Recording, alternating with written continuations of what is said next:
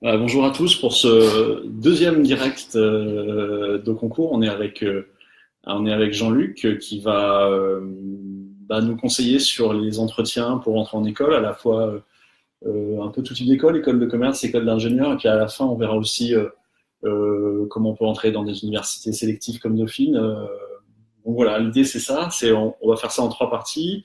Jean-Luc va se présenter, après on va essayer de travailler la question qui revient souvent. Parlez-moi de vous, présentez-vous. Donc ce petit speech qu'on a souvent tout seul en début d'entretien. Après, on fera une petite session de questions-réponses, voir quoi répondre aux questions les plus classiques. Et en dernier, on a Jonathan qui est avec nous, qui viendra faire une simulation d'entretien pour rentrer à Dauphine en master, ce qu'il espère faire l'an prochain. Donc voilà, Jean-Luc, qui es-tu? Merci Jean-Cyril, bonjour à vous. Bien évidemment, vous savez avant tout que les conseillers ne sont pas les payeurs. J'ai quelques conseils éventuellement à vous donner. C'est de l'expérience qui parle. J'ai moi-même fait une école de commerce, l'ESSEC, il y a des années, et je travaille dans plusieurs secteurs, l'audiovisuel, l'enseignement étant les deux secteurs majeurs, la formation également, et un peu la presse. J'écris des bouquins, je traduis des bouquins également, et j'essaye de suivre un peu une expression magique, carpe diem, à savoir travailler, mais également profiter de la vie. C'est un peu l'objectif, me semble-t-il. Aujourd'hui, les personnes qui arrivent sur le marché du travail doivent conjuguer quelque chose qu'à notre époque, quand même un certain nombre d'années, nous n'avions pas en tête, à savoir conjuguer plaisir et travail. Un travail sans plaisir n'a pas d'existence réelle à long terme. On va voir aujourd'hui comment éventuellement vous pouvez optimiser votre passage lors des entretiens pour intégrer une école de commerce ou d'ingénieur. Nous sommes chez concours.com spécialisés dans les écoles post-bac. Ok, alors souvent dans les entretiens, dans les euros de motivation, ça commence par parlez-moi de vous, présentez-vous, comment on fait pour ce petit speech tout seul, pour bien se présenter, pour être efficace, pour retenir l'attention aussi, parce que c'est souvent des entretiens où on est en concurrence avec plein d'autres candidats. Quel conseil tu pourrais donner aux gens qui suivent au concours pour optimiser ce moment-là et être bon? Vous avez plusieurs formats, des formats de 10 minutes, de 20 minutes, de 30 minutes, de 40 minutes, de 45, de 50, de 1 heure. Vous avez des formats en anglais, des formats en français, plus particulièrement en français. Vous avez des formats individuels, des formats collectifs. Vous avez des études de cas à résoudre. Mais globalement, tout tourne autour de vous. L'objectif est très très simple pour vous, c'est d'optimiser votre présence face à un jury composé de personnes a priori de qualité qui sont là pour juger dans un laps de temps limité. Alors vous allez me dire déjà comment peut-on juger quelqu'un en peu de temps? Vous êtes jugé comme tout le monde. Tout le monde sera jugé en 40 minutes, en 30 minutes, en 20 minutes, en 10 minutes, en 1 heure. Donc vous êtes un peu comme tout le monde.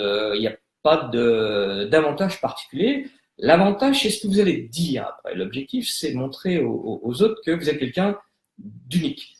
Mais tout en restant modeste. Et c'est pas forcément toujours facile. Alors, qu'est-ce que vous avez fait? Vous êtes en général en terminale, ou alors vous avez commencé un peu vos études au enseignement après le bac, et vous avez déjà un côté un peu académique, pédagogique. Vous étiez dans une école, vous êtes encore souvent dans un lycée, et vous aimez, vous n'aimez pas, vous avez des particularités dans ce lycée. Est-ce que vous êtes investi dans ce lycée? Est-ce que vous faites partie du BDE s'il y a un BDE? Est-ce que vous organisez des événements internationaux? Est-ce que vous faites partie du conseil de l'école? Est-ce que vous aidez vos camarades? Est-ce que vous êtes tuteur d'autres étudiants? Est-ce que vous êtes en internat? Enfin, chacun est tout à fait original, et c'est tout ça qui va faire de vous une personne à part entière. Vous pouvez très bien également être dans une école internationale, ce qui veut dire implicitement déjà le cursus, et puis oui, ce qu'on déjà fait au sein de cette école, quoi. Exactement, c'est un peu ça. Alors bien sûr, si vous êtes trilingue, quadrilingue, vous avez un avantage produit dès le départ, parce que n'oubliez pas que nous sommes tous des produits. Et là, vous devez avoir un produit qui est facile à vendre, c'est vous, mais difficile à vendre, c'est aussi vous. Et un client en face, donc en l'occurrence l'école, achète un produit qui fonctionne et qui a son idée va fonctionner à court, donc durant sa scolarité, à moyen et à long terme. Donc vous serez à l'UNI, à savoir ancien d'une école, donc en école de France. Donc vous avez déjà ce côté un peu scolarité, mais vous êtes également quelqu'un qui avait des activités en dehors. Une première activité peut être dans le sport. Alors si vous êtes galop 7 en équitation, si vous êtes champion universitaire d'un sport collectif, c'est génial. Si vous faites du tennis, si vous êtes 15-2, c'est également génial. Si vous êtes, j'ai vu ça déjà, index 1 en golf, bravo. Moi, je ne suis qu'un modeste index à 2 chiffres, ce qui n'est pas terrible. Mais l'important, c'est d'essayer d'optimiser ses compétences. Et si vous avez ce sport ou ces sports qui font de vous quelqu'un de particulièrement investi, si vous êtes capitaine, c'est d'autant mieux, mais c'est pas forcément obligatoire. Et c'est important de dire, voilà, je joue au rugby, pour moi, les valeurs collectives, et de tout de suite transposer des valeurs dans ce qu'on fait à côté de l'école, ou juste dire, voilà, je suis fort, je travaille dur dans ce sport-là. Comment tu présenterais le truc, quoi? En fait gros, du rugby, on fait du cheval, on fait de la natation. Tout ce qui est rugby, tout ce qui est sport collectif est très valorisé. Tout le monde le dit, tout le monde fait du sport collectif à écouter chacun. Tout le monde est impliqué dans un sport collectif, c'est faux. L'important, et là je touche un point extrêmement sensible, vous devez toujours dire la vérité. Le mensonge est proscrit. Dans cet entretien, vous devez être vous-même. Si vous faites un sport collectif, c'est génial. Vous êtes investi en sport collectif, c'est génial. Si vous ne faites pas de sport collectif, vous faites un sport individuel, c'est génial. Et si vous ne faites rien, c'est moins génial, certes. Mais vous faites certainement autre chose. Et là, on va passer à une deuxième étape, c'est le côté loisir. Est-ce que vous avez un loisir? Alors, c'est sûr, si vous êtes champion d'échecs, génial. Maître, peut-être, mais c'est difficile. Si vous êtes champion de France de bridge, c'est génial. Si vous avez une activité comme les dames, c'est super fort. Vous faites, même si vous faites des jeux vidéo, j'ai rencontré des gens qui étaient champions d'Europe de jeux vidéo, c'est bizarre, mais ça montre quand même une vraie constance. E-sport. Et le e-sport, c'est très très mode. Donc effectivement, vous êtes vraiment vous surfez sur la mode, c'est toujours très bien. Mais vous pouvez faire autre chose. Vous pouvez faire de la musique, vous pouvez être virtuose en guitare, vous pouvez faire du piano. Le piano, c'est super parce que ça montre la persévérance, ça montre une écoute attentive. Vous devez être vous-même en écoutant les autres, quelqu'un de meilleur que vous, et essayer d'optimiser et de tendre vers cette personne qui, de toute manière, souvent sera meilleure que vous, il restera. Mais et parfois, vous vous trouverez meilleur que vous, et c'est toujours une bonne chose d'avoir quelqu'un de mieux que soi, ça nous permet de progresser. Donc ça, c'est des loisirs qui sont dans différents univers. Et bien évidemment, vous avez également un paramètre qui est essentiel, c'est votre relation à l'international. Si vous avez eu la chance, grâce à votre famille, de voyager beaucoup, loin ou près, mais souvent, c'est très bien. Si vous êtes bilingue, si votre père est d'une nationalité, votre mère est d'une autre nationalité, vous habitez dans un troisième pays, la France, c'est encore mieux. Mais tout simplement, vous pouvez suivre un cursus international, vous pouvez également être parti. Je suis parti, par exemple, en Allemagne, quand j'étais au lycée, pendant quelques semaines pour faire un échange, c'était assez productif et j'ai eu une correspondance et c'est pas mal. Tout ce qui est à ce côté couleur internationale est très valorisé par une école. Les écoles aujourd'hui valorisent 2 points que les parents et les futurs étudiants valorisent, à savoir le côté international et le suivant auquel nous arrivons maintenant, c'est le côté travail. Si vous avez eu l'occasion de faire un stage autre que vos stages de troisième ou équivalent, c'est bien. Si vous avez fait que le stage de troisième, c'est très bien. Mais vous devez en parler. Quand j'ai passé les concours, j'ai complètement oublié de dire que j'avais travaillé très très longtemps dans la firme de mon père. J'en ai pas parlé parce que j'étais pas payé. Donc pour moi, travail égale salaire. Alors que non, travail égale implication. Vous faites la cuisine, même vous faites la vaisselle, vous vous aidez, vous gardez vos frères et sœurs, c'est très bien. Tout ça est fort parce que vous vous impliquez dans quelque chose. Et le travail, c'est important. Vous allez être dans une école, vous demandez de faire des stages obligatoires. Ça, d'ailleurs, qui différencie en fait une école, quelle qu'elle soit, d'une université, vous avez des stages obligatoires. Et au bout de votre course, quand vous arrivez en M1 ou M2, vous aurez accès à des possibilités encore plus fortes qui s'appellent soit l'alternance, qui s'appelle en général l'alternance, ou l'apprentissage. parle aussi d'apprentissage, c'est à savoir, vous avez une partie de votre temps, en général 50%, à des périodes différentes, qui est consacrée à l'entreprise, qui vous paye, qui paye votre scolarité, et vous, le reste du temps, vous êtes à l'école. Et ça vous permet, en fait, d'être autre chose qu'un stagiaire. Un stagiaire, c'est en bas de la hiérarchie. Un apprenti, c'est quelqu'un qui est vraiment intégré dans une école, et c'est quelque chose de formidable pour vous qui êtes étudiant. Donc, vous allez avoir, grâce à cette école que vous allez intégrer, sur demain, c'est pas forcément l'école de vos rêves, mais c'est peut-être l'école de vos rêves, j'espère, vous allez apprendre un monde nouveau qui n'a rien à voir avec le monde que vous connaissez actuellement, soit l'université, soit un autre cursus, médecine ou autre, soit tout simplement en terminale. Alors, mieux, mais il faut pas en parler si vous n'en faites pas, c'est tout ce qui est bénévolat. Mais peut-être que vous faites des cakes, des petits gâteaux, vous vendez des gâteaux, des choses comme ça avec votre école. Peut-être que vous aidez des gens, peut-être que vous faites à la sortie des caisses, vous travaillez pour une ONG en récoltant des denrées alimentaires pour des gens moins heureux que vous. Et ça, c'est très bien. Ouais, j'ai vendu des cakes une fois en 84. Et je l'ai mangé ou j'en ai mangé 25%. Je le mentionne pas dans ma présentation. Non, pas forcément. Alors j'ai fait un truc assez amusant. J'ai vendu du muguet aussi le 1er mai. Alors tout le monde peut vendre du muguet le 1er mai. Ça rapporte un peu d'argent et c'est sympa. Mais bon, c'est pas du bénévolat. Enfin bon, là en l'occurrence, c'était les autres qui avaient récolté du muguet pour moi. Donc c'était à l'envers. C'est de l'exploitation. Ouais, peut-être. Alors j'ai oublié de mentionner quelque chose qui est important et qui pour moi est une des grandes qualités. C'est du travail, c'est en fait être animateur ou dans une colonie de vacances, ça veut dire que le prérequis de passer le BAFA. Quelqu'un qui a passé le BAFA a vraiment un avantage par rapport aux autres, tout simplement parce qu'il sait organiser, il sait distraire, il sait à la fois donner et recevoir des ordres. Et c'est tout simplement ce qui se passe dans l'entreprise où on donne, on reçoit des ordres, et vous avez les deux postures. Et en général, vous êtes obligé de vous intéresser à des jeunes enfants. Et j'étais moi-même animateur, moniteur de ski pour des jeunes. Et c'était dans un cadre un peu particulier. Mais c'est jamais facile de s'occuper de jeunes qui ont une attention qui n'est pas forcément aussi grande que les personnes un peu plus matures. Alors, juste, je récapitule. Si on vous dit, parlez-moi de vous, présentez-vous. On parle tout de suite de son cursus scolaire, universitaire, oui, ça me paraît pas mal, ouais. et de son investissement. On parle de ses sports, de sa vie associative, ouais. Des jobs qu'on a déjà fait, des stages, alternances, de sa relation à l'international et aux langues. Ouais. Alors, il y a pas l'ordre dépend un peu de votre personnalité. Hein. Certains ont fait plus d'international, d'autres ont fait plus de stages, d'autres sont plus investis dans des sports ou dans des activités de loisirs. Chaque individu est particulier. Donc, vous devez structurer cette présentation suivant votre propre libre arbitre. C'est vous qui décidez.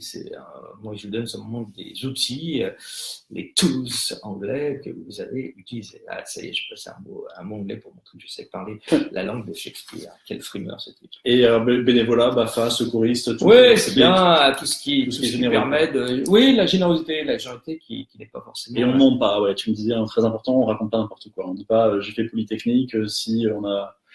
Non, on essaie de dire la vérité, c'est mieux. La vérité, toujours, même si elle n'est pas bonne à dire, n'importe comment, c'est vous qui contrôlez l'art. Tant que vous restez. Alors, je garde pour la fin un élément essentiel, mais je peux vous en parler dès maintenant, à savoir, vous pouvez utiliser une technique de marketing qui est assez bonne, c'est la technique du teasing. C'est-à-dire, vous en donnez un peu sans tout donner. Par exemple, vous dites, j'ai des moniteurs de sport. Okay. Qu'est-ce qui va se passer? Le jury va dire, vous êtes des moniteurs de quel sport?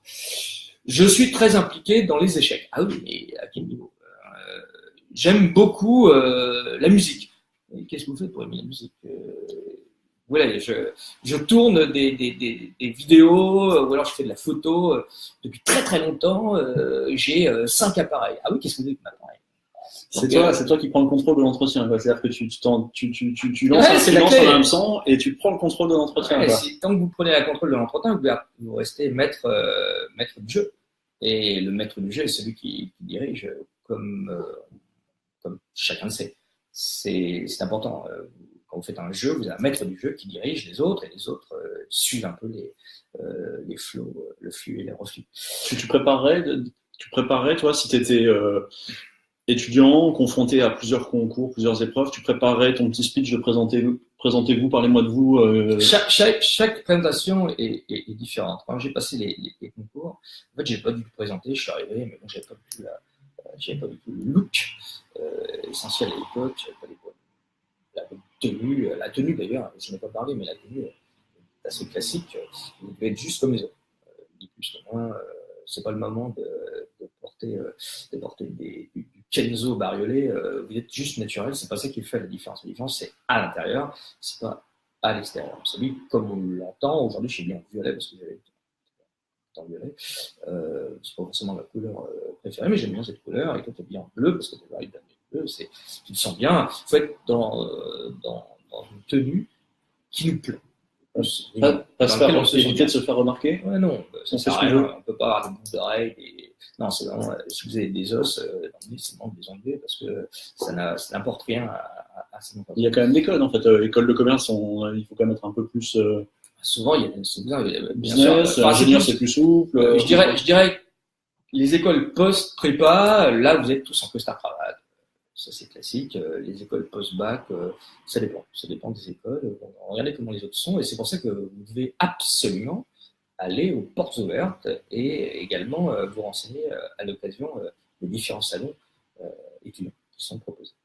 Alors, maintenant, on arrive à l'élément clé qui est l'école. Alors, si vous arrivez, gros gens comme devant, on y va, c'est moi, sans avoir préparé l'école précise, là, vous allez au-devant de graves ennuis. Je vois souvent des étudiants qui arrivent et qui pensent tout savoir et ils ne savent pas, par exemple, quel est l'historique de l'école. Comme quand l'école a-t-elle été créée, qui est propriétaire de l'école. Si, par exemple, votre école, et ça arrive assez souvent, a récemment été rachetée par un fonds d'investissement, c'est important de savoir. C'est important de connaître votre cible. Cette école est votre cible. C'est votre cible numéro 1 ou numéro 2 ou numéro 3, peu importe. Mais vous devez la connaître. Vous devez savoir quels sont les partenariats à proposer, vous devez connaître certains libellés de cours proposés en première année, deuxième année, quels sont éventuellement les masters proposés en troisième année, est-ce qu'il y a des échanges internationaux, est-ce que c'est obligatoire, est-ce que vous avez un stage en première année, en deuxième année, en troisième année, est-ce que l'apprentissage est volontaire ou obligatoire, enfin tout ce qui est proposé et ce qui est imposé. Vous devez tout connaître, celui qui connaît et celui qui maîtrise. C'est pas plus dur que ça. Et bien évidemment, nous avons un élément essentiel, mais qui n'est pas vraiment essentiel si vous êtes actuellement en préparation d'école post-bac, c'est le projet professionnel. Attendez, vous avez 16 ans, 17 ans, 18 ans, voire 19 ans, peut-être 20 ans. Et je connais des personnes qui, à 23, 24, 25 ans, ne savent pas ce qu'ils veulent faire. Donc, c'est pas très, très grave. Vous avez aussi des gens qui, à 40 ans, ne savent pas ce qu'ils veulent faire aussi. Ça peut arriver. L'idée, c'est quand même être au bon endroit. Si vous voulez être menuisier, qui est un très beau métier, c'est nécessaire de passer par l'école de commerce. Alors, c'est ça qui est très amusant aujourd'hui. Vous avez, quand vous regardez un petit peu sur la toile, vous vous rendez compte que les personnes qui ont fait des écoles de commerce ou d'ingénieurs prestigieuses ou moins prestigieuses essayent 2-3 ans dans leur secteur d'activité et puis un jour ils décident de faire autre chose. Et c'est là où ils sont menuisiers.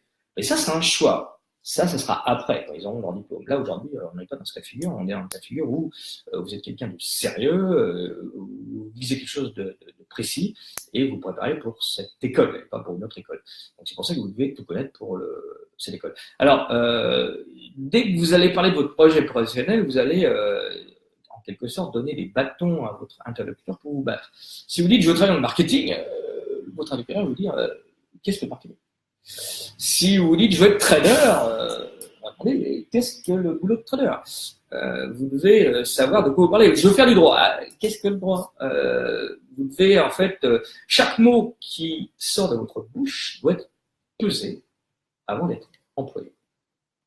Si vous respectez ces quelques conseils qui sont modestes, certes, mais qui sont utiles, je pense que vous n'aurez pas de mal à vous en sortir de cet univers un petit peu compliqué. Mais n'oubliez jamais que les entretiens vous suivent toute votre vie. Toute votre vie, vous allez faire des entretiens. Ça va être un entretien pour intégrer une entreprise, ça va être un entretien avec votre copine ou votre copain, ça va être un entretien avec vos beaux-parents, ça va être un entretien avec tout le monde dans la vie, vos camarades de jeu, vos camarades de sport, toute la vie vous aurez des entretiens et si vous commencez d'ores et déjà à mettre les écrous là où ils ont besoin d'être, je pense que vous serez prêts.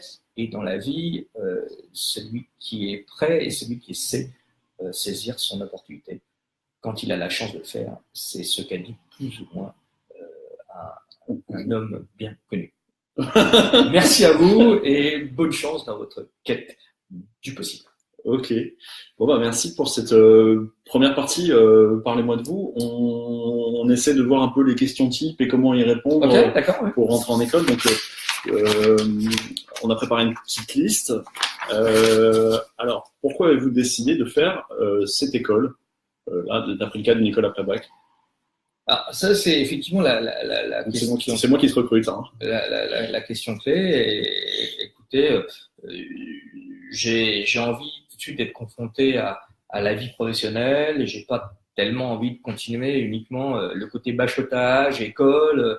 J'ai envie de vivre une vraie vie dès maintenant et gagner de l'argent et quelque part gagner un peu ma vie.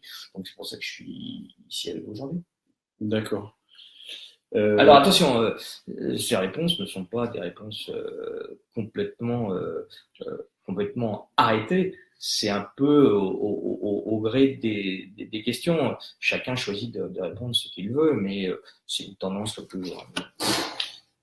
Ok, donc toi tu mettrais en avant le fait que tu fais pas une prépa, que tu choisis un cursus un peu moins théorique et que tu veux être direct dans l'école. Je vais pas dire la vérité, je veux pas travailler comme un dingue pendant 2 ans, ce que j'ai fait en prépa, je veux pas ne pas avoir de vie, je veux pas tout arrêter, je veux pas me coucher à des heures impossibles, travailler tous les week-ends, ou alors je vais me planter, je veux pas avoir le risque de rater 2 ans, de me retrouver gros gens comme vous 2 ans et là faire ce qui m'intéresse pas. Je veux pas dire que je suis feignant parce que j'ai pas envie de le faire. Alors peut-être est-ce le cas, peut-être n'est-ce pas le cas. Non. Tu sais ce que tu veux, voilà. Oui, moi j'ai fait 2 ans de prépa. C'était un peu parce que j'avais eu de la lumière. D'accord. Et j'avais un peu de capacité. La première année, j'ai pas suffisamment travaillé. J'ai plus travaillé la seconde année. J'ai intégré. C'est pas. La vie est simple. Ok, la vie est simple. Compliqué. Comment? Alors là, on s'adresse à quelqu'un qui a une vingtaine d'années, qui a entre 17 et 21, 22. Comment voyez-vous à 40 ans? C'est pas évident de s'imaginer 20 ans après, quoi. Alors ça me fait rire parce que c'est la question qui m'avait valu une très très mauvaise note à un entretien. Effectivement, j'ai voulu trop en dire. J'ai pas su m'arrêter quand il fallait. J'ai commencé, j'espère avoir une belle vie, un bon travail, et là je suis sorti, je ne sais pas où, une phrase totalement abrutissante, stupide, alambiquée. Mais je ne sais pas si je serai en haut ou au bas de l'échelle. Donc là, pour revenir à ce que je disais tout à l'heure, j'ai sorti un mot, échelle, qui ne veut rien dire en soi. Et naturellement, j'ai donné un bâton à mon interlocuteur qui l'a repris et qui m'a tapé et qui m'a dit qu'entendez-vous, monsieur, par en haut ou en bas de l'échelle. Je ne savais pas, parce que j'avais inventé ce mot pensant bien faire, en fait j'avais mal fait. Donc il ne faut pas trop en dire. Alors ce que je dirais à 40 ans, j'espère avoir une vie agréable, si possible une famille, des enfants, et avoir un boulot, un travail qui me plaise. Être heureux de travailler le matin, être heureux de repartir après le week-end, et avoir suffisamment de moyens financiers pour pouvoir faire ce que je veux à côté. Et c'est à peu près ce que tout le monde va dire. Il n'y a rien de très original, mais pour moi, c'est la vérité. Ok. Qui est bonne à dire. Ça marche. Alors, on continue la question d'après. Imaginez que vous soyez directeur de business unit, votre femme Marie travaille sous vos ordres, votre patron vous demande de la virer. Que faites-vous? De la renvoyer? Là, c'est assez compliqué. Tu vires ta femme, toi? C'est assez compliqué. C'est-à-dire que là, c'est le cas un peu comme le choix de Sophie, le fameux film. C'est difficile de vous faire un choix. Alors, faut aller un peu plus loin. C'est un peu comme quand vous jouez aux échecs, quand vous jouez au bridge, vous devez prévoir des coups en avance. Okay. Donc là, vous devez vous dire que si vous ne la renvoyez pas, à ce moment-là, peut-être que votre patron va vous renvoyer, de toute façon, il va renvoyer aussi votre femme. Donc, vous allez vous retrouver tous les deux au chômage, et c'est jamais bien dans un couple de se retrouver tous les deux au chômage parce que il n'y a plus d'argent, c'est compliqué. Bon. Alors vous direz, vous touchez le chômage, certes, mais c'est pas une France. Quoi. Donc, vous allez dire, vous allez essayer de négocier tout d'abord avec votre patron, et si vous voyez que ça n'avance pas, cette négociation, vous êtes obligé, la mort dans l'âme, de sacrifier votre votre femme sur l'autel de l'entreprise et vous serez naturellement là pour l'aider à rebondir. Tout est une question de rebond ou de résilience, comme le dit d'ailleurs Boris Cyrulnik. Alors, les grandes questions de défauts et de qualité. Alors, vos 3 défauts, vos 3 qualités. Alors ça, c'est compliqué. On peut avoir des défauts. L'idée, c'est de mettre en avant un défaut qui n'en est pas un. Je suis radin et feignant, moi. Oui, je suis procrastinateur, je suis radin, je suis feignant, je suis voleur, j'aime pas les autres, je suis bagarreur, on peut pas me faire confiance. Non, ça c'est on oublie tout ce qui est un peu compliqué. Non, vous pouvez avoir des défauts un peu plus modestes. On va dire que vous pouvez être un peu critique vis-à-vis des autres, c'est toujours bien d'être critique, mais vous rajoutez, j'ai toujours être positif. C'est pas oh là là, tu es nul ton pull, oh là là là, tu t'es pas vu. J'aurai des problèmes à la maison. Tu peux pas dire ça. Oui. Oui. En revanche, je dis vous pouvez dire c'est sympa, mais est-ce que tu crois que cette couleur te va bien? Enfin, là, en l'occurrence, je te rassure, le ciel elle va très très bien. C'est énorme pour le. Ah ouais, non, elle a bien choisi, très très bien. Donc ça c'est une critique un peu positive, ça c'est, je pense que c'est un point assez bon. Deuxième défaut, qui est parfois le défaut de tout le monde, c'est trop de tâches. On vous dit tu peux faire ça, et vous dites oui, vous ne savez pas dire non. Et ne pas savoir dire non est également un défaut. Et alors, il arrive un moment où vous êtes submergé de tâches et vous êtes obligé de procrastiner alors qu'au départ vous ne vouliez pas procrastiner.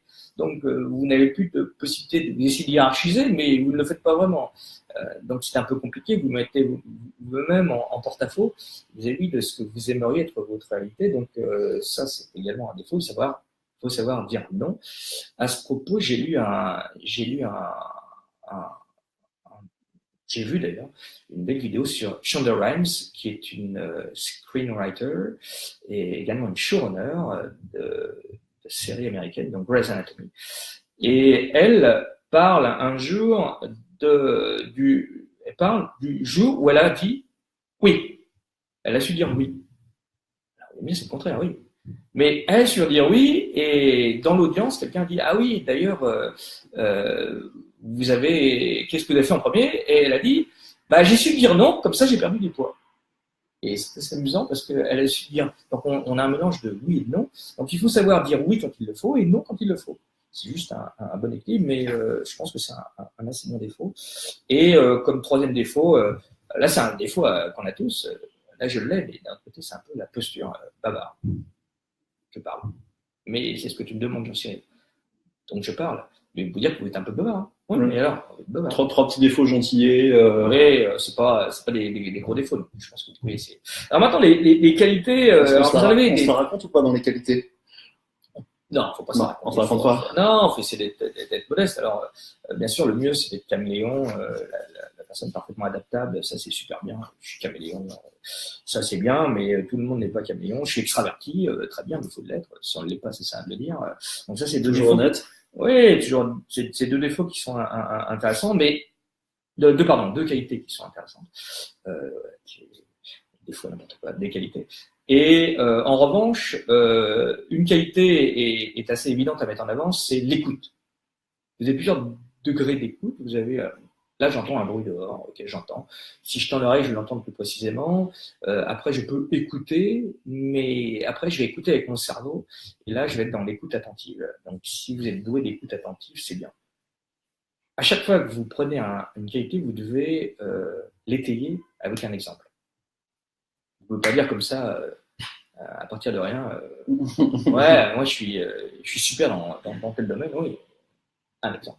Et si vous ne le donnez pas, à ce moment-là, le jury le prendra et vous n'aurez plus la main. Donc, si vous perdez la main, c'est un peu comme dans le sport, vous perdez la main, dommage. Billard, vous perdez la main, dommage. Vous allez perdre. Il faut beaucoup se connaître quand même. Hein, pour préparer les entretiens, c'est connais-toi toi-même, comme a dit un autre philosophe bien connu, dont vous avez appris le nom, bien évidemment, également en cours.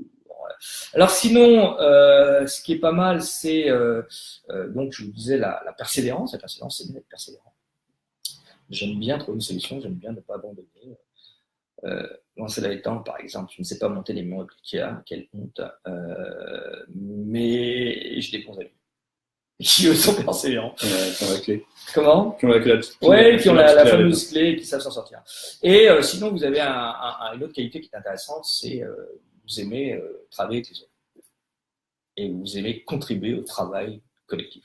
Ouais, la plupart du temps, on travaille en groupe, ça se passe bien. Exactement, c'est plutôt une bonne chose à mettre en avant. Ça, c'est bon, des qualités qui sont pas impossibles à trouver. Mais vous en avez d'autres, vous avez des listes d'ailleurs sur Internet. De qualité. Tu cherches un match. C'est ça. Je cherche les qualités. À vous de faire un match entre cette telle qualité ou telle qualité. Quel réseau tu conseilles pour trouver ces qualités? Google, Snapchat, tout le monde pareil. C'est pareil. Alors, on continue dans les questions. Est-ce que vous avez un modèle dans la vie, Jean-Luc? Alors, vous avez les modèles classiques dans la famille. Okay. Un leader. Vous avez des leaders charismatiques comme Mandela, comme c'est toujours un peu la même chose, comme Mère Teresa. Okay, mais vous pouvez aussi avoir un modèle dans votre activité de loisir, par exemple, ou dans votre sport. Vous faites du handball, ça peut être un joueur de handball, vous faites du football, ça peut être un joueur de football, vous faites du jeu d'échecs, ça peut être un champion d'échecs.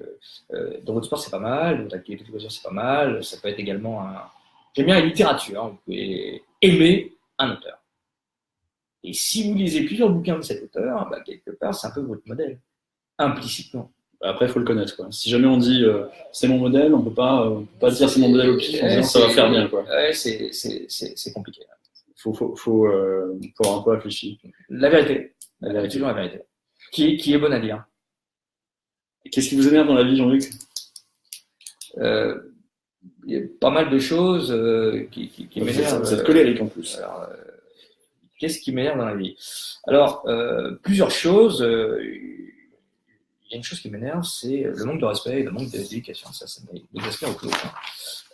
Et ça, tous les jours, je me fais bousculer, je me fais marcher sur les pieds, on me met la porte dans la figure, pas uniquement à mon égard, mais j'ai reçu des mails sans bonjour, sans au revoir, sans formule de politesse, ça m'exaspère. Et je déteste particulièrement l'injustice. Alors ça, c'est moi. Et je pense que tout le monde raisonne un peu pareil. Et choisir quelque chose qui vous énerve particulièrement. Les tricheurs sont énervants. Dans un sport, vous n'avez pas les tricheurs. Okay. Et quand on l'a vu dans certains sports avec des triches bizarres, c'est sûr que personne n'est tricheur non plus. Enfin, il y a plein de choses qui nous énervent. Tous les cyclistes sont asthmatiques. Ça, tu vas sur un terrain un peu glissant. On a vu également des vidéos. Alors, je ne sais pas ce qu'il en est. Avec, je sais que maintenant, il y a des moteurs électriques. On a vu tout un tas de trucs. Alors, l'important, c'est discerner le bon grain de livret, la vérité des mensonges. Est-ce que c'est vrai, est-ce que c'est pas vrai, est-ce que c'est des hoax ou pas. Vous savez très bien que les rumeurs existent et on le voit quand on annonce qu'un tel est mort alors qu'un tel n'est pas du tout mort. Et bon, faut juste, quand vous affirmez quelque chose, faut l'affirmer avec une vérité sûre. Et c'est compliqué. Alors, ce que je peux vous dire avec certitude, c'est que ça, c'est pas une table. Et je peux vous dire que ça, c'est pas une télévision. Et pourquoi je peux vous dire? Parce que ça a été défini avec un autre nom. Mais peut-être qu'au départ, on a pu appeler ça une table, une télévision. Mais ça peut être comme ça, c'est comme ça. Ça arrive. Alors, on continue avec les questions. Que pensez-vous des changements en général? C'est une question difficile. Une question extrêmement compliquée. Les changements, en fait, on est dans une société où le changement nous attend à deux coins de rue. La personne qui n'accepte pas le changement est la personne qui reste dans son univers, donc qui ne peut pas progresser. Et de l'autre côté, apporter du changement, c'est nécessaire. Et d'ailleurs, maintenant, vous avez des jobs de conduite du changement, parce que quand vous avez par exemple une entreprise A qui achète une entreprise B, il faut intégrer tout le monde. Quand vous avez des changements de procédure, moi j'ai bossé un peu dans l'informatique, et on apportait des changements en cycle informatique, c'est compliqué. Les changements sont compliqués. Il faut éduquer les gens au changement. Et il faut soi-même s'éduquer. Est-ce qu'on peut être capable de changer? Alors, c'est difficile quand vous avez, ne serait-ce prenons un exemple précis. Nous avons tous notre compagnon, le téléphone avec lequel nous passons des heures et des heures chaque jour. Et quand il se casse, c'est quelque part une partie de notre vie qui se casse. On est obligé de changer de téléphone. Et ça, c'est une vraie galère. C'est une vraie galère. Donc le changement est difficile à adopter, il faut juste essayer de le faire quand il le faut. Et le problème, c'est un mauvais exemple, le téléphone, on ne change pas en général quand on veut le changer, on change quand on doit le changer.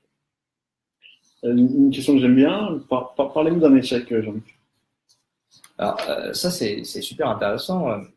Je crois que le mieux, c'est de sportif, de faire des présentations de musique.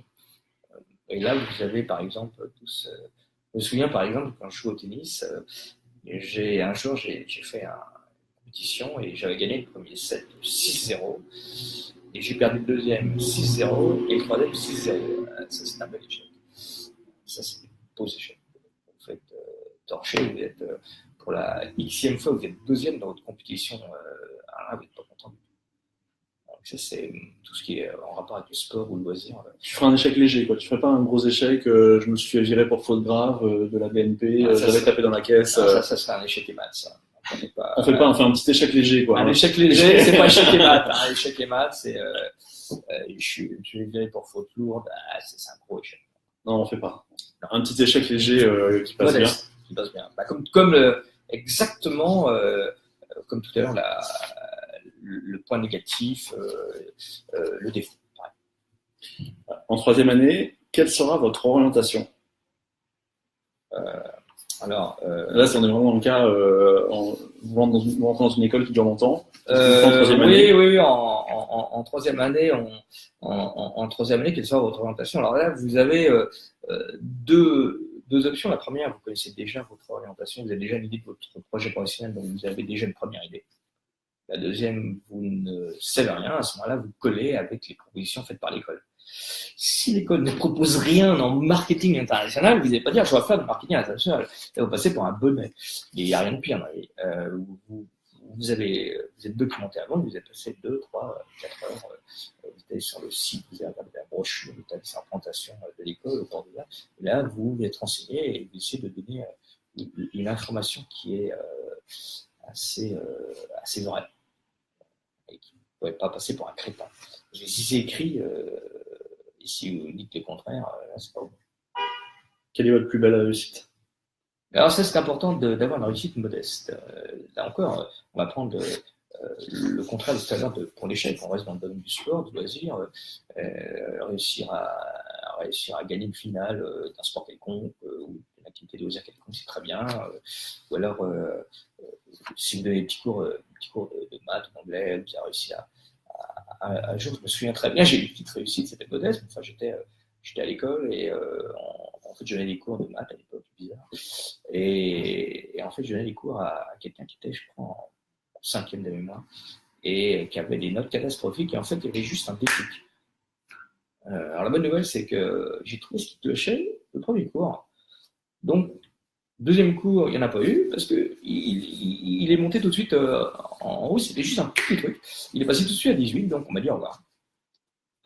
Alors, est-ce que c'est un échec ou une réussite? C'est intéressant. Là, c'est un exemple entre les deux parce que c'est une réussite dans l'activité et c'est un échec dans mon objectif qui est d'aller à de l'argent. Donc, vous pouvez aussi jouer sur ce genre de tableau. Ok, encore une question. Avez-vous repéré une association dans notre école? Vous devez avoir, bien sûr, une association. Ça montre que vous êtes intéressé. Donc, on connaît les cursus et on connaît aussi la vie associative. La vie associative, mais vous avez, par exemple, je sais pas, imaginons que vous ayez, je sais pas, une chaire qui soit proposée et vous avez envie d'intégrer cette chaire, ou alors vous avez vu un partenariat avec UCLA à Los Angeles et vous posez une question qui est assez maligne. En général, il n'y a pas de réponse. Combien de personnes chaque année peuvent intégrer UCLA en 5e année ou combien de personnes sont posées? Est-ce que les critères sont difficiles? Enfin, vous posez une question dont la réponse n'existe pas. Et enfin, je vais vous poser vous-même une question. Avez-vous une question à me poser? Ça, c'est la dernière question qu'on vous pose en général. Et là, cette dernière question, avez-vous une question à me poser? Qu'est-ce que tu conseilles à cette question? Avez-vous une question à poser? Non, c'est bon, j'y vais, j'ai un truc à faire. Non, la question, c'est un peu ce que je vous disais précédemment. Vous posez une question sur un sujet qui n'est pas abordé dans la brochure présentée. Et là, vous avez une question qui est fine. Pas une question sur la position de la personne qui est en face de vous, l'expert comptable. Est-ce que c'est bien le métier d'expert comptable? Peut-être pour un expert comptable. Pour moi, non. Parce que ça ne me plaît pas. Mais non, une question assez logique que vous avez préparée pour chaque école. Donc, chaque question est destinée à une école et une seule. Donc, vous devez toujours être très précis dans votre approche. On anticipe cette question à la fin. La clé est l'anticipation. Qu'est-ce qui vous parle bien, ce garçon? C'est fou. Hein. Ok, bon, en tout cas, c'est tout pour moi. Après, on va essayer. C'est tout pour moi. Bien joué, bien joué. C'est tout pour moi. Il est fort. Est-ce que tu as vu le film au moins? Non. Je sais pas de quel film tu parles. Oh là là. Il y a la honte. Non, mais je suis un peu dur, mais c'est un film qui est sorti récemment. C'est pas Jonathan. Bon. On passe à Jonathan. Donc, on a Jonathan qui est apprenti ici chez Au Concours, qui veut rentrer en master. Et c'est vrai, l'an prochain à Dauphine. Donc, on va essayer de faire une petite simulation d'entretien avec Jean-Luc qui débriefera. Jonathan, il n'est pas du tout préparé et c'est moi qui lui ai proposé. Il n'a pas du tout anticipé ça. Donc, il le fait très gentiment pour essayer de faire une simulation d'entretien avec Jean-Luc, qu'on soit dans un cas pratique avec un jeune qui postule pour rentrer en master à Dauphine. Donc, c'est son souhait. Et donc, c'est pour ça que je vais être neutre d'ailleurs. On va pas. Alors, vous savez, vous avez plusieurs types de jury. Vous avez le jury agressif, le jury gentil et sympathique, et le jury neutre. Et là, on va rester plutôt dans une neutralité absolue.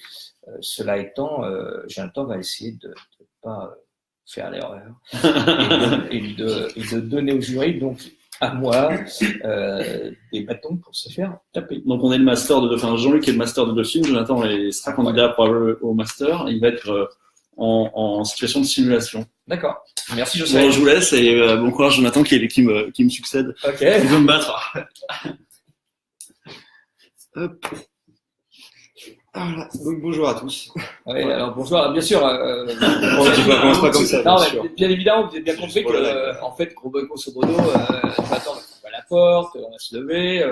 L'erreur à ne pas faire, c'est tendre la main. Vous ne tendez pas la main. Si le jury vous tend la main, vous la prenez. Si vous la tendez pas, vous la prenez pas. Vous n'essayez pas tout de suite en étant décontracté. Non, vous restez comme Jonathan. Regardez, il est très bien, il est droit. Il va pas bouger, il va essayer d'être stable et il attend bien sûr qu'on lui dise de s'asseoir, ce que j'arrive à lui dire.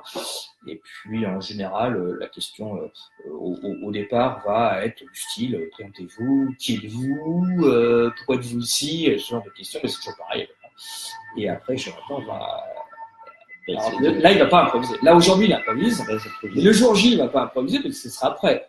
Là, on part sur d'improvisation totale. Et d'ailleurs, à ce propos, j'en ai pas parlé tout à l'heure, mais si vous faites du théâtre et si vous êtes spécialiste en improvisation, pour vous, l'entretien, ça va être hyper facile. Alors, monsieur, vous êtes face à nous aujourd'hui.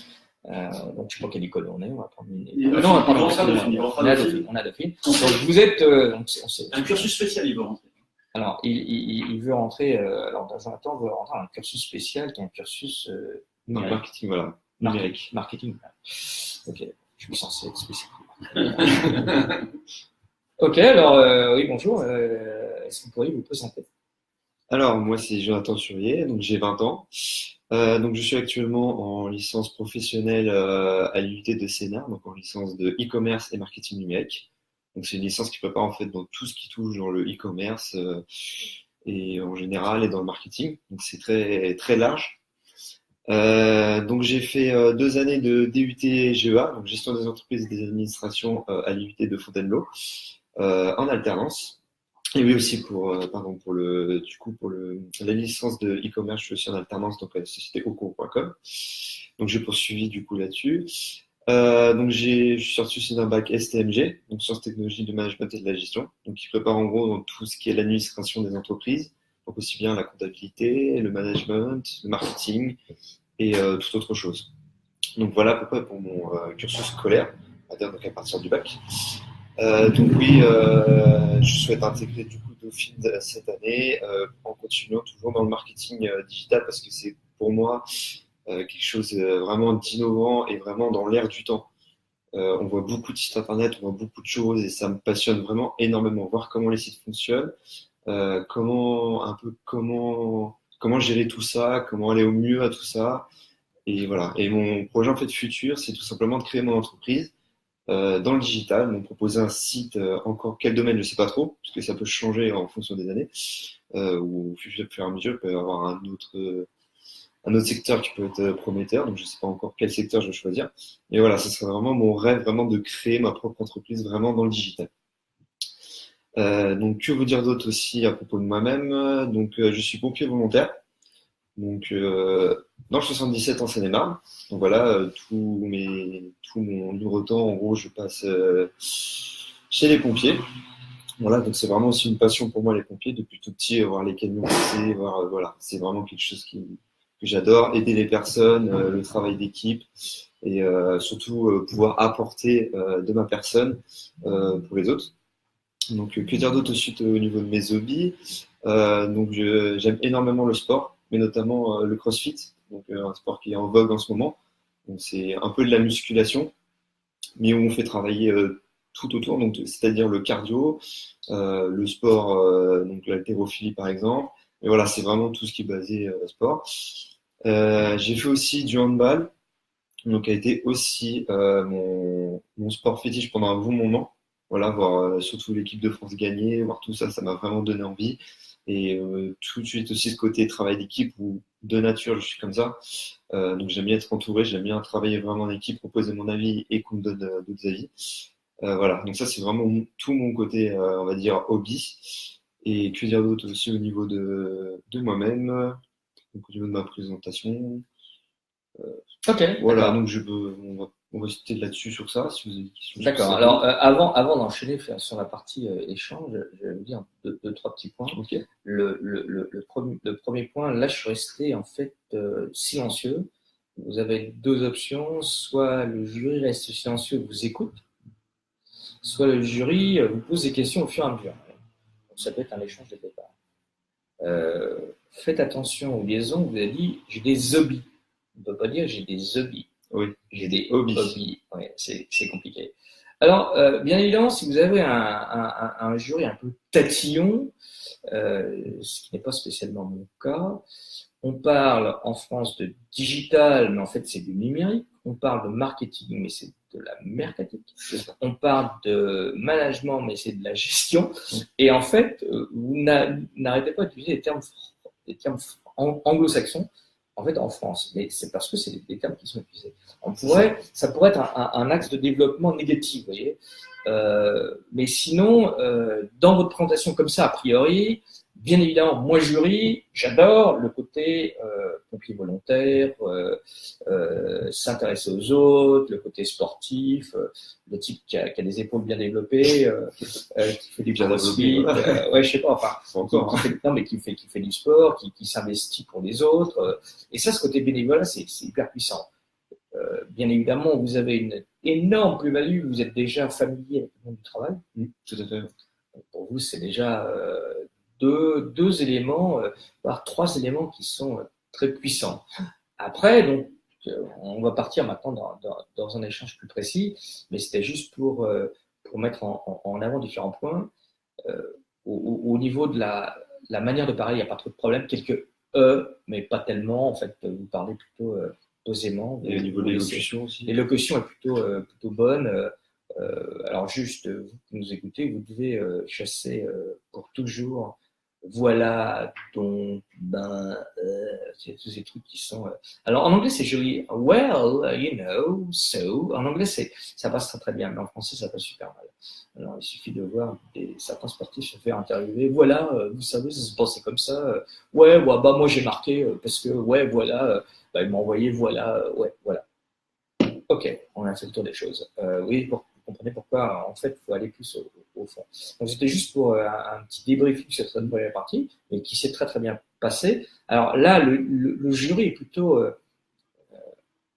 bien parti. L'entretien est plutôt bien parti, parce que Jonathan parle de choses très intéressantes. Et donc, on a deux options. Le jury va faire un choix, soit il va axer ses questions vers les hobbies et les sujets intéressants, et là, c'est le cas. Soit il va partir ailleurs. On pourrait partir ailleurs, mais ça n'a aucun intérêt. Là, on va rester sur vous et on va essayer de revenir vers nous, voir un peu comment on passe de pompier au numérique. Voilà. C'était une grande marche en avant. Parce que pompier, c'est vraiment quelque chose qui est en rapport avec la réalité, parce que vous avez les éléments, le feu et l'eau, les éléments de base, parfois la terre aussi, mais bon, moins, le feu et l'eau, la nature, et de l'autre, vous avez tout ce qui est cloud, tout ce qui est dématérialisé, donc qui est complètement irréel et différent. On va essayer de s'amuser. Ok, donc c'était juste ce débriefing. On reprend, c'est reparti. Oui, alors merci d'être parmi nous aujourd'hui. Qu'est-ce qui vous a motivé chez nous et pas dans une école? Alors, chez vous, parce que déjà, Dauphine, pour moi, c'est vraiment le rêve. Donc, par rapport à tout ce que j'ai entendu, toutes les relations que j'ai eues d'anciens élèves, qui m'ont beaucoup parlé. De ce cursus ou d'autres cursus? Non, de Dauphine déjà en général. Si je parlais de Dauphine en général. Le cursus, c'est plus de mon côté poursuite d'études. Est-ce que je veux vraiment faire au niveau de mes études? Mais en parlant juste de Dauphine en général. Donc, j'ai eu beaucoup de profs aussi qui sont sortis de Dauphine. Et voilà, du fil en aiguille, en fait, ils ont vendu un peu du rêve de l'école, comme quoi elle était vraiment bien cotée, elle était vraiment bien placée et que c'était vraiment l'avenir pour les élèves, vraiment quelque chose. Vous avez vérifié vous-même sur le. Voilà, donc j'étais voir moi sur Dauphine. Donc là, vu que c'est de l'improvisé, je veux dire tout de suite, j'ai pas été voir tout de suite en détail. Ça, c'est hors entretien, on va dire. Donc voilà, et voilà, on est d'accord. Non, mais on est d'accord que le jour J, vous serez prêt. Oh, voilà, je serai prêt. Parce déjà. Que vous devez tout savoir. Donc là, on va pas aller dans ces. Puisque j'avais envie de vous poser une question, je vais pas vous la poser. Par exemple, je vous demanderais, est-ce que vous savez de combien de personnes ont composé la promo cette année? Est-ce qu'il y a une thématique demandée? Voilà, on va pas y aller. Pas trop dans le détail, je connais pas le détail. Et ça, le jour J, il faut bien d'accord, vous le saurez. Voilà, c'est ça. Je crois que si vous m'avez écouté tout à l'heure, vous savez maintenant, il faut tout savoir. Donc là, j'ai tous les conseils décrits du coup. Donc c'est bon. Ok. Et pourquoi, alors, pompier, vous avez mis les voitures de pompiers comme un peu tout le monde, hein, d'accord, la grande échelle. C'est ça. Et le rouge, vous aimez le rouge? Ah ouais, surtout oui. C'est ce qui attire le rouge. Comme par exemple ma voiture, c'est le rouge. Couleur de voiture et c'est mon couleur préférée surtout. Est-ce que vous pouvez nous décrire un moment dans une intervention où vous avez eu très très peur? Où j'ai eu très très peur. Alors juste là, en général. C'est un petite astuce. Tout le monde croit qu'en reprenant dans la réponse un élément de la question, on gagne du temps. Il est pratiquement impossible de réfléchir et de reformuler une question pour gagner du temps. Non. Le mieux dans ce cas-là, c'est le fameux 1, 2 ou 1, 2, 3, un temps, et vous enchaînez. Reprenez pas la question parce que d'une part, ça, à la fin, si vous faites une fois, ça ira, mais si vous faites tout le temps, ça va vraiment énerver. Et vous gagnez pas du temps, vous en perdez. Ok, ça marche. Donc, vous avez bien compris, ici, on fait un entretien simulé, mais on travaille en même temps. On essaie de voir ce qui va et ce qui va pas, parce que si on le fait en finale, vous ne le verrez pas on the spot sur le moment. Donc là, on essaie de voir ça. Donc, je vais pas répéter la question. Donc, du coup, juste pour répéter la question, juste parce que donc la question, est-ce que vous avez un jour eu vraiment peur dans une intervention? Alors, étant quand même soumis au secret professionnel, donc j'ai pas le droit de détailler en. Je ne vous demande pas de détailler, mais on prend un cadre très général, c'était un immeuble, on devait sauver 3 personnes. Donc non, j'ai pas eu vraiment d'intervention de ce type-là. C'était vraiment des immeubles ou quelque chose comme ça. Mais c'est plus au niveau sécurité. Par exemple, on intervient souvent sur des autoroutes, pour des accidents de la route, etc. Et en fait, notre but en intervention, c'est d'être rapide sur l'autoroute. C'est un axe rapide, les gens roulent très très vite. Donc, il faut vraiment se dépêcher de récupérer la victime et de l'emmener tout de suite à l'hôpital ou voir d'autres choses. J'imagine que vous avez vos brevets de secouriste. C'est ça, oui. Donc, c'est pas vraiment une intervention générale, c'est plutôt toutes les interventions qui portent en gros, sur les accidents de la route au niveau de l'autoroute. D'accord. En fait. Et un événement, vous avez eu vraiment peur? Il y a eu un événement où il y a eu un grave accident du coup sur l'autoroute qui impliquait du coup 2 voitures et qui était en fait sur le côté droit de la route. Et à ce moment-là, en fait, les voitures étaient en plein milieu et les victimes étaient dans les voitures en fait. Et il faisait nuit. Donc, du coup, le problème qu'on a eu, c'était que les voitures ne voyaient pas forcément de loin, même malgré les gyros, même malgré le balisage et tout ça qu'on avait effectué auparavant. Et on voyait vraiment les gens passer à 130 et on était vraiment près de la route, de l'autre voie, en fait, de la deuxième voie. Et c'est vraiment à ce moment-là où j'ai vraiment eu très très peur, parce qu'en 5 minutes, on a sorti la victime, on l'a mis dans l'ambulance, on l'a emmené, mais pendant ce laps de temps, voilà, c'était vraiment ce laps de temps où en fait on joue avec la vie pour nous-mêmes, voilà. Même si on est en protection, on va dire. C'est intéressant ce que vous dites parce que j'ai lu, alors je sais pas si c'est vrai ou faux, mais après un accident, quand vous êtes une personne qui s'arrête, ou même une personne qui s'arrête sur une autoroute, la durée de vie de cette personne, s'il sort de sa voiture, est 10 minutes maximum. Moins, et beaucoup moins. Enfin, j'avais entendu moins, je n'osais pas dire moins parce que j'ai un peu peur. Moins, c'est ça? Voilà, on peut parler même de secondes, des fois. On peut parler de. Ah, d'accord, ok. Voilà. Okay. Et je vois parfois des gens qui s'arrêtent sur le périphérique pour faire un constat, ce qui paraît complètement délirant. Bah oui, du coup. Le mieux, ce serait plus de sortir du coup du périphérique ou de l'autoroute, ça dépend de l'axe. Et du coup, de faire ce qu'il faut faire. Ou aussi, il existe sur les autoroutes des petites aires qui sont aménagées où on peut appeler directement la dépanneuse. D'accord. Mais dans ces moments-là, il faut se mettre sur le côté et sortir tout de suite de la voiture et se mettre derrière les barrières. Voilà. Donc, et là, on sera en sécurité du coup. D'accord. Mais voilà, c'est que dans ce moment-là. Sinon, en aucun cas, personne ne doit être sur l'autoroute. D'accord. Donc, j'imagine que vous avez plein d'amis qui aiment partir avec vous parce que vous êtes en quelque sorte quelqu'un sur qui ils peuvent compter. Est-ce qu'on peut dire ça? Est-ce qu'on peut dire que c'est une localité? Ah oui, on peut dire ça du coup. Mais après, le fait, moi, en fait, je suis juste, en gros, j'effectue les ordres de mon chef, en gros, parce que je suis pas haut placé chez les pompiers. Donc, je suis obligé d'effectuer les ordres de mon chef. Vous n'avez pas non plus 40 ans. Hein. Donc, je suis aussi un peu suivi par mon chef, mais j'ai toujours en fait un regard sur les autres. Donc, voir si les gens se mettent en danger, sur mon équipier, sur mon ami ou quelque chose d'autre. Donc, j'essaie toujours d'être bienveillant et de, comment dire, voilà, je pense pas à moi en fait. Je pense souvent plus aux autres qu'à moi. Donc, par exemple, si une personne se met en danger, pour moi, mon but, ça va être de l'extraire tout de suite du danger. Qu'est-ce que vous pensez des... Alors, je pense à une série française, une série américaine, et également des séries qui sont dans le milieu médical, où on voit parfois des interventions de pompiers. Qu'est-ce que vous pensez de ces séries? Est-ce qu'elles sont réalistes ou pas? Une série, donc il y a 2 séries sur les pompiers. Alors, je peux vous citer une, Chicago Fire, je pense. Ouais, par exemple. Pour moi, c'est irréaliste. Ouais. Voilà. Donc, d'accord. Et puis même, ça parle de, voilà. On voit très bien que c'est du cinéma, on voit très bien que c'est pas du tout, c'est pas réel. C'est pas la vie de tous les jours, en fait. On voit vraiment que, voilà, par exemple, si je vous donne un exemple de la série que j'ai vue, donc un épisode spécial, il y a eu un feu dans un bâtiment, et puis comme par hasard, le pompier arrive, il n'a plus d'air dans sa bouteille, il y va, sans rien, comme par hasard, il trouve la victime, et puis il sort par la fenêtre. Dans la vie de tous les jours, c'est pas ça du tout. Il y a une question d'appel d'air, donc ça. Enfin, après, tout dépend, c'est ce qu'on appelle des phénomènes après qu'il y a, en fonction des éléments. Donc, comme j'ai cité auparavant. Donc oui, c'est pas du tout la même chose. Notre but principal au début, déjà, c'est notre sécurité à nous.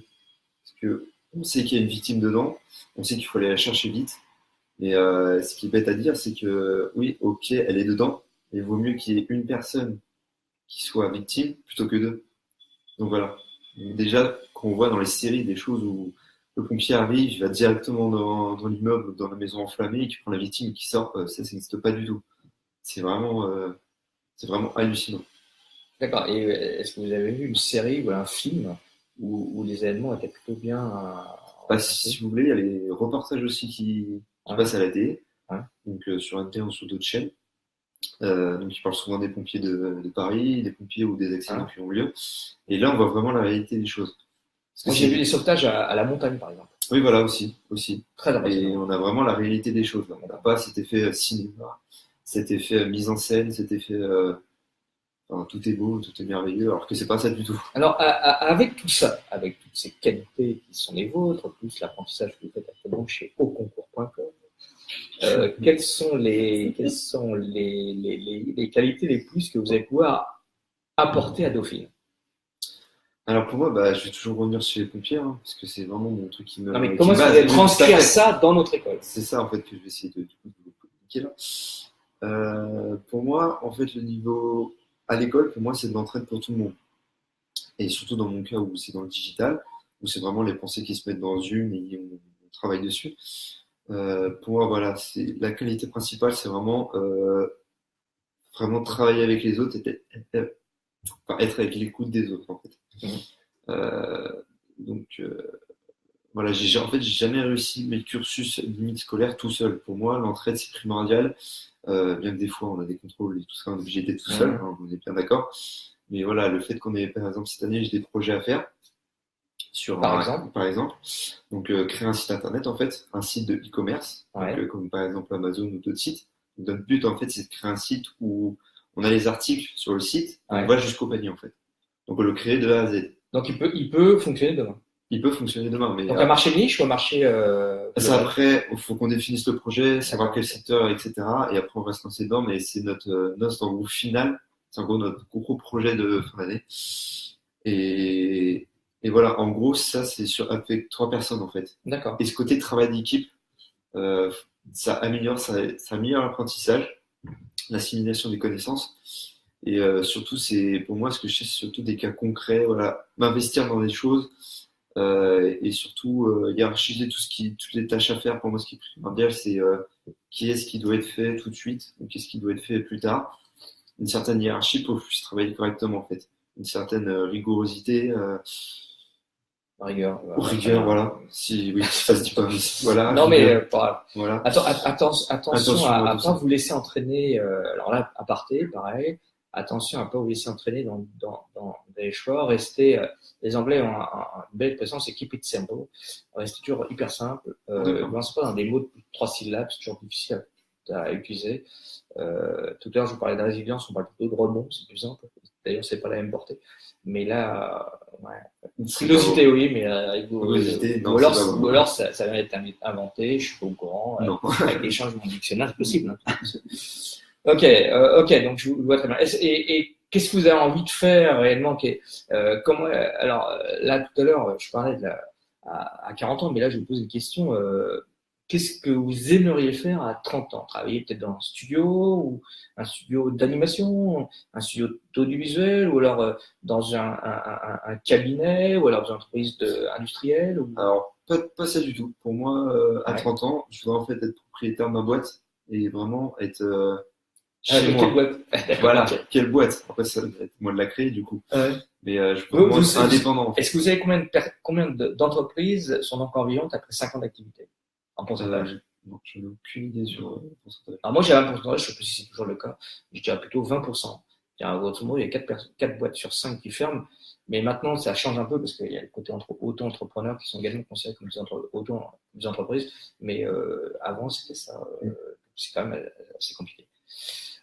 Mais quelle serait cette entreprise? Du coup, ce serait une entreprise dans le service. Dans le service. Oui, plus précisément, qu'est-ce que vous feriez?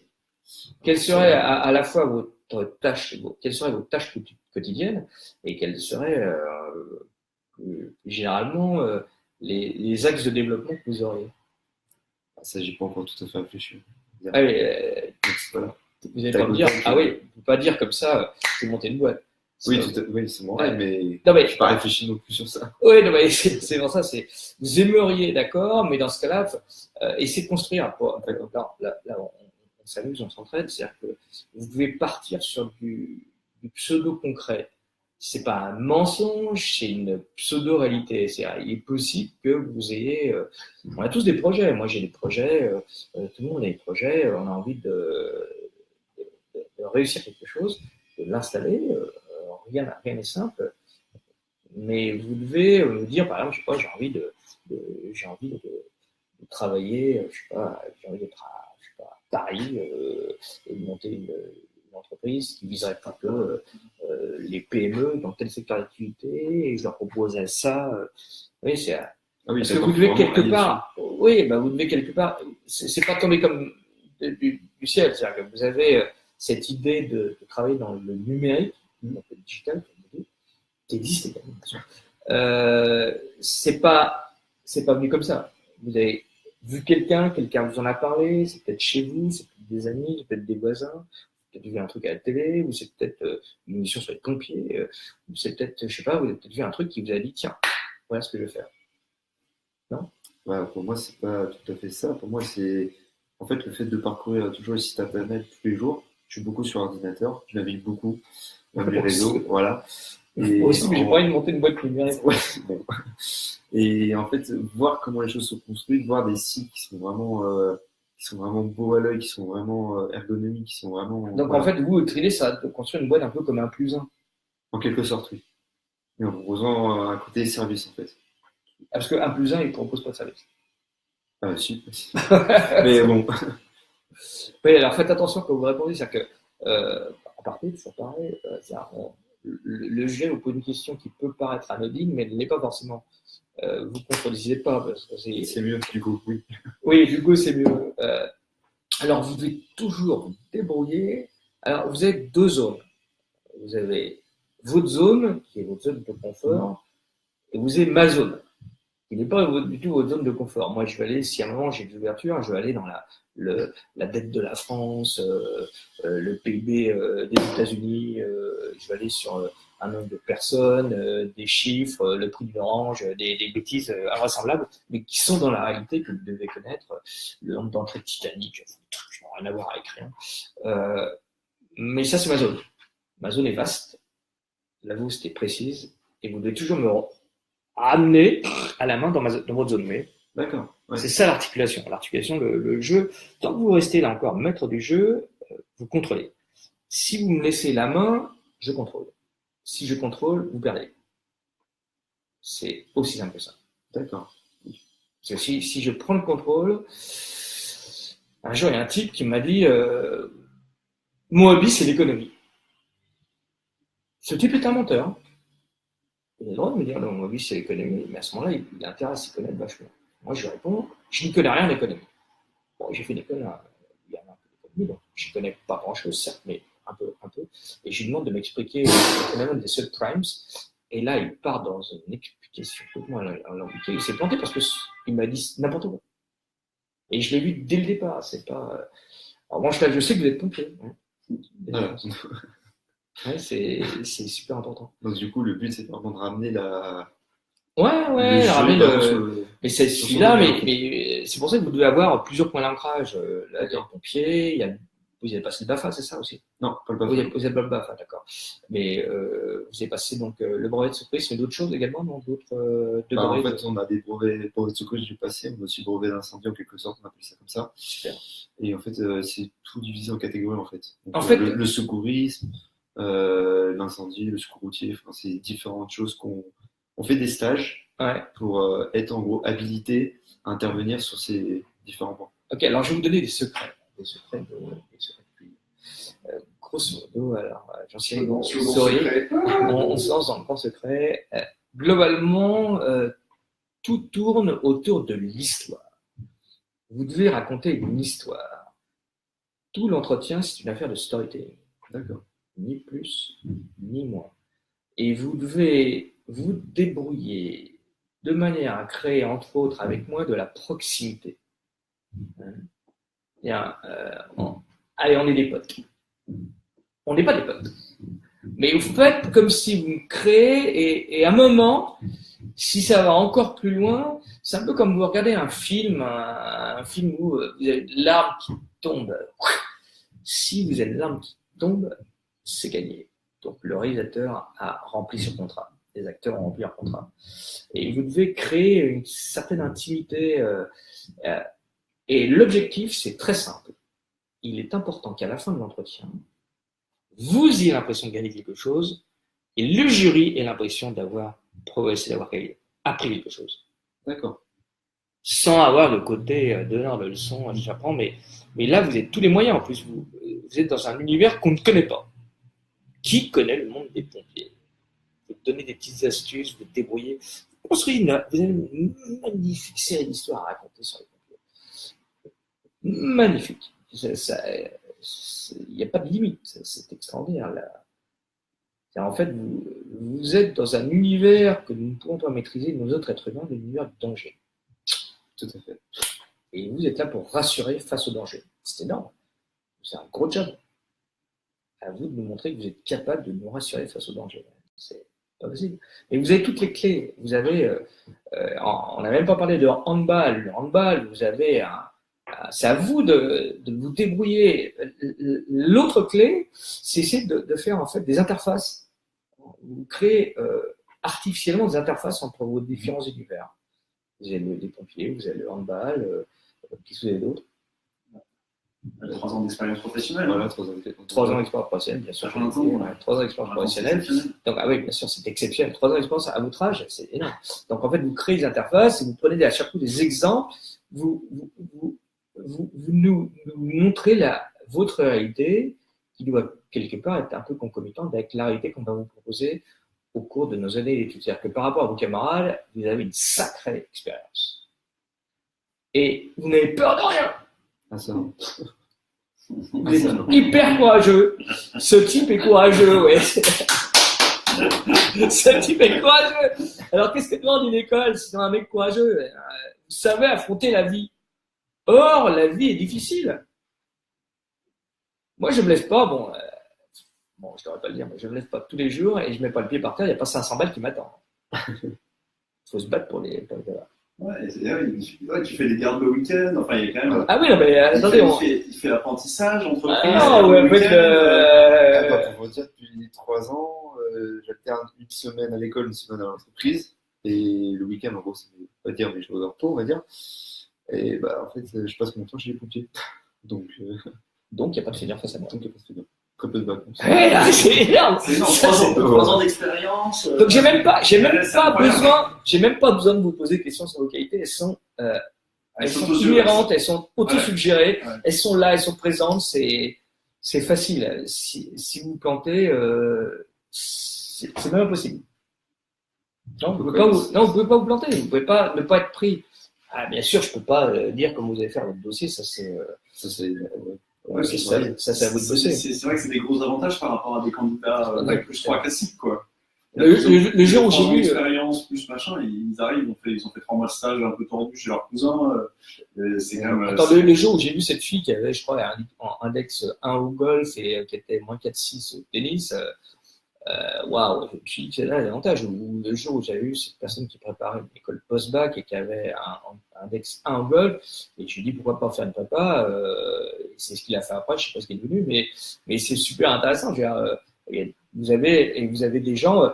Moi, j'ai vu quelqu'un, par exemple, à l'école d'ingénieur, le gamin, il fabriquait, et son père était dans des écuries de sport et de voitures, et il avait appris tout petit à fabriquer des moteurs, il avait fabriqué des robots, un truc de fou, et tout le monde était là avec des grands yeux, et quand vous avez quelqu'un qui fait du théâtre et qui s'est improvisé, c'est génial, vous avez chacun a son ancrage, mais vous avez un ancrage qui est tellement particulier qu'il n'y a personne qui aura cet ancrage, enfin peut-être qu'un autre pompier. Peut-être, je pense qu'il y a plus de personnes comme moi, je pense. Peut-être une pompier. Je ne sais pas si on dit une pompier. Une femme pompier, et ça serait marrant. Non, mais c'est rare, vous avez peu de chance d'avoir des pompiers. Vous êtes quelqu'un de unique, tout simplement. Ouais. On a inversé le truc, c'est moi qui. Oui, c'est ça. Et là, quand vous arriverez là et quand le type se dira en face de vous, waouh, ce mec est unique, on ne peut pas le louper dans notre école, alors vous avez rempli votre contrat. Non, il faut déjà, mais vous êtes hyper modeste et c'est très bien, mais vous avez des grands avantages par rapport à tout le champ de postulants.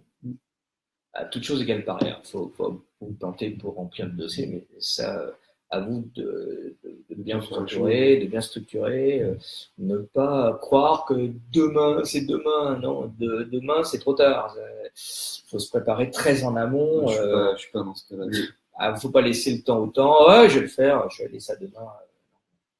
Tout est fait tout de suite. Donc, ah bon? Et pas procrastinateur, c'est bon. Non, je suis pas du tout comme ça. Ok, sinon. Ouais, alors le feu, on va le laisser tourner. Attends, il y a juste un immeuble. Qu'est-ce que c'est ce qui s'est peut-être passé d'ailleurs à San Francisco. C'était quand? C'était le premier grand incendie de San Francisco. Je sais pas si c'était 19e, non? 19e, c'est 23. C'était pas loin, ouais. La date précise, je me souviens pas. Moi un peu. Je suis pas pompé un peu. Même. Mais en revanche, essayez d'intégrer peut-être des dates, des événements. Vous préparez une petite liste, vous voyez, c'est important, je n'en ai pas parlé, mais c'est important d'avoir des fiches, vous voyez, sur votre univers. Des fiches, par exemple 9/11, il s'est passé des choses incroyables à New York. Peut-être parler d'attentats, parce qu'il y a des pompiers sur les attentats aussi. Il y a plein d'éléments qui sont importants. Et vous avez aussi des pompiers qui interviennent aussi dans des catastrophes, les tsunamis, des inondations. Moi, je me souviens, par exemple, j'ai vu une image mais hallucinante, un parking qui s'écroulait. Il y avait un parking, en fait, c'était en France, c'était construit dans un endroit qui était inconstructible. Et bon, le parking a été construit. En fait, le parking s'écroulait dans la flotte. Et là, forcément, il y a des pompiers qui vont arriver. Il y a des voitures dans l'eau. Peut-être qu'il y a des gens dans les voitures. C'est ouais, à vous d'essayer de vous. Vous avez tellement d'histoires à raconter. Vous cumulez les histoires qui ont été faites par d'autres. Vous les appropriez pas, mais c'est de votre univers. Moi, j'ai aucune légitimité pour vous parler de pompiers. Aucune. J'ai de la légitimité pour parler d'autres choses, même pour les pompiers. J'y connais rien, mais vous construisez un beau scénario. C'est un scénario, vous montez votre histoire de A à Z et vous déroulez. Et à chaque fois, vous l'adaptez à votre univers, sauf que vous avez une cible Dauphine. Ok, vous travaillez Dauphine. Et renseignez-vous aussi sur le nombre de pompiers à Dauphine. Non, mais je rigole, mais à peine. Il y a combien de pompiers à Dauphine? C'est aucune idée. Ah ouais. Ça peut être compliqué à savoir aussi, ça. Ça serait compliqué, c'est impossible. Non, c'est vrai. Est-ce que vous ne devriez pas avoir une réponse à cette question? Oui, bien sûr. Vous? Non, moi non. J'en sais rien non plus. Notre personne non plus. Qu'est-ce qu'on a à faire après? Mais nous, oui, c'est ça. Il faut essayer de. Et en fait, tout ça mis bout à bout, ça fait de vous quelqu'un de particulier, d'indispensable. D'accord. Je suis dithyrambique parce que c'est vrai que vous avez un joli profil. Maintenant, je ne peux pas vous dire que vous allez être pris. Mais si vous suivez bien les quelques modestes recommandations, si vous travaillez un joli dossier, je pense que vous allez faire un joli dossier, c'est pas un problème. L'univers est à vous. Il n'y a plus qu'un. L'univers numérique, bien sûr. Toujours numérique. Ok, merci Jonathan. Merci à vous. Ok, bon merci à vous, merci à Jean-Cyril.